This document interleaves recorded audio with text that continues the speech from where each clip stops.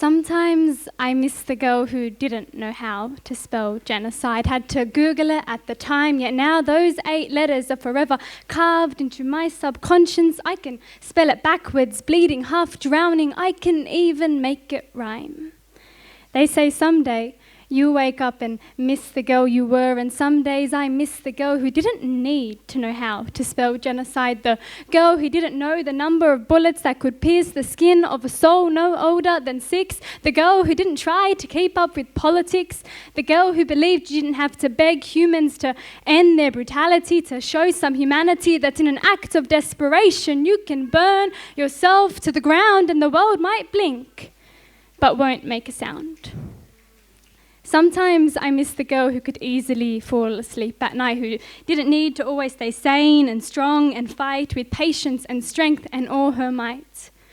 Who's going to tell her when she turns 16 she'll be forever haunted by Hin's cries? Who's going to tell her when she turns 17 she'll watch Shaban connected to an IV drip see the flames rise? Who's going to tell her when she turns 18 she'll see a shell of a father holding his headless baby for the world to bear witness and see?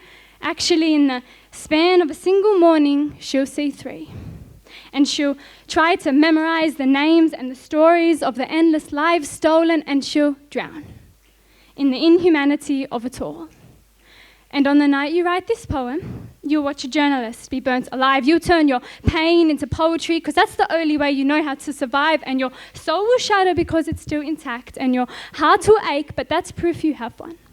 You'll give up on the justice system, on politicians who never cut ties, couldn't even pretend to sympathize, or the media with their lies. Well, in Gaza, another child dies, and you lose count of the dead, lose count of the days, lose count of the crimes besieged at these times, and you will no longer tie your tongue so not to offend the colonizer, because you know one day you have to testify to the one much higher. And although our enemies are aplenty and our troubles far from few, you will teach yourself to bleed on paper so not to bleed on those who did not hurt you. Who knew that as you see the worst of humanity, you will also see the best of it? Bear witness to the millions marching, for we will not just sit, for as long as there is breath in our lungs, we will not submit.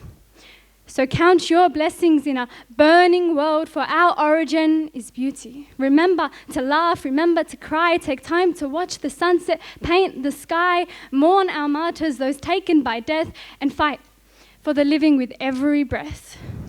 Hold on to hope and faith, for mountains they are promised to move, for our strength comes from the all-great who has nothing to prove. And when you feel like you can't feel anymore, surround yourself with those who will catch you when you fall and help you find your light once again, and then stand up and fight once again. Thank you.